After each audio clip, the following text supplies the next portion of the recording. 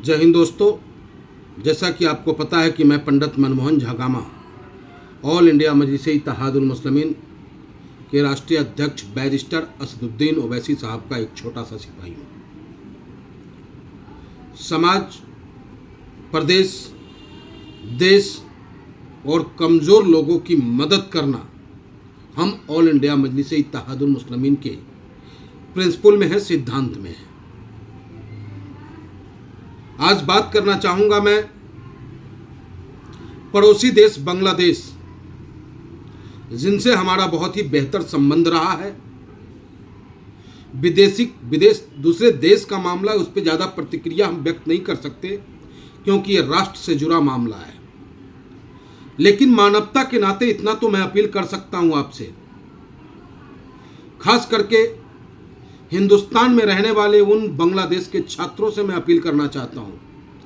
बांग्लादेश के उन कारोबारियों से, उन व्यापारियों से, उन उद्यमियों से मैं कहना चाहता हूँ कि क्या हिंदुस्तान में आपको कहीं कोई दिक्कतें होती है,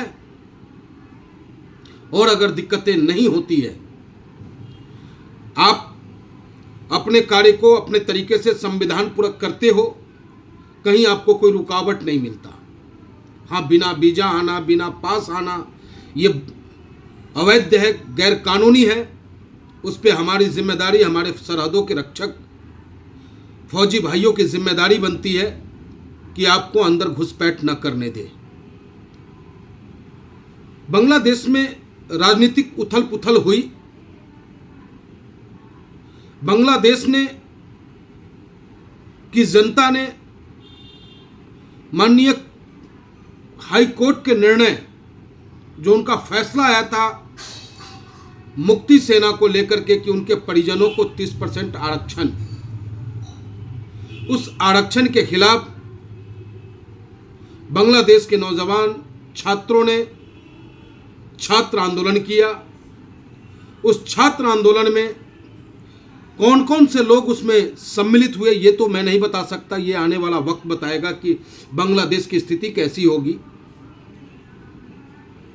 लेकिन वो आंदोलन एक उग्र रूप धारण किया, और ऐसा उग्र रूप धारण किया कि लगातार चौथी बार प्राइम मिनिस्टर बनी श्रीमती शेख हसीना जी को अपना देश छोड़ना पड़ा, इस्तीफा देना पड़ा। और हम हिंदुस्तानियों की फितरत है शरणागत के रक्षा करना, यह हम हिंदुस्तानियों की फितरत में रही है। यह हमारा धर्म भी कहता है, हमारा सिद्धांत भी कहता है कि अगर कोई हमारे शरण में आ जाए तो मैं उसकी रक्षा करूं।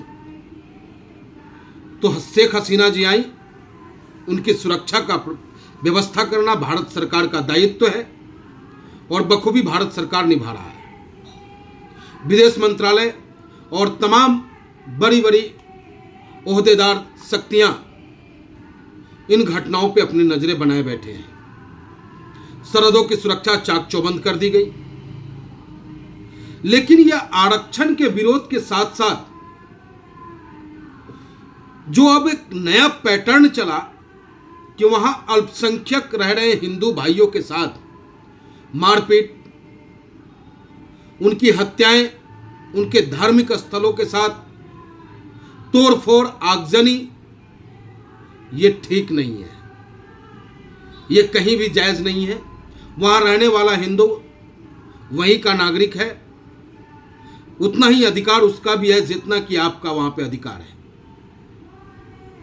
तो मेरी बस यही अपील है कि यहां रहने वाले तमाम बांग्लादेश के छात्रों से, व्यापारियों से, कि आप भी अपने स्तर से सोशल मीडिया के माध्यम से बांग्लादेश के नौजवानों को, छात्रों को, आंदोलनकारियों को संबोधित करें, उनसे अपील करें कि जो उनकी डिमांड थी आरक्षण को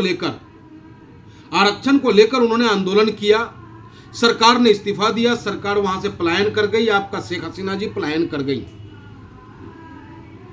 अब उसमें वहां रह रहे अल्पसंख्यक भाइयों की क्या गलती है, ये हमें बताए। क्यों उन पे जुल्म किया जा रहा है? बांग्लादेश की तरक्की में भी उनका भी योगदान है। तो बस यही मेरी मार्मिक अपील है बांग्लादेश के नौजवानों से भी, छात्रों से भी, क्योंकि जिस ओर जवानी चलता है उस ओर जमाना चलता है। तो आपने अंगड़ाई ली, आपको सरकार अच्छी नहीं लगी, सरकार का निर्णय अच्छा नहीं लगा, सरकार पलट गई, सेना के हाथ में सरकार है, अब अंतरिम सरकार बनाने की घोषणा होने वाली है। आप लोग खुशहाल रहें, बांग्लादेश तरक्की करे, ऐसी कामना हम हिंदुस्तानी करते हैं। आपके बांग्लादेश में खुशहाली हो, ये कामना हम हिंदुस्तानी करते हैं।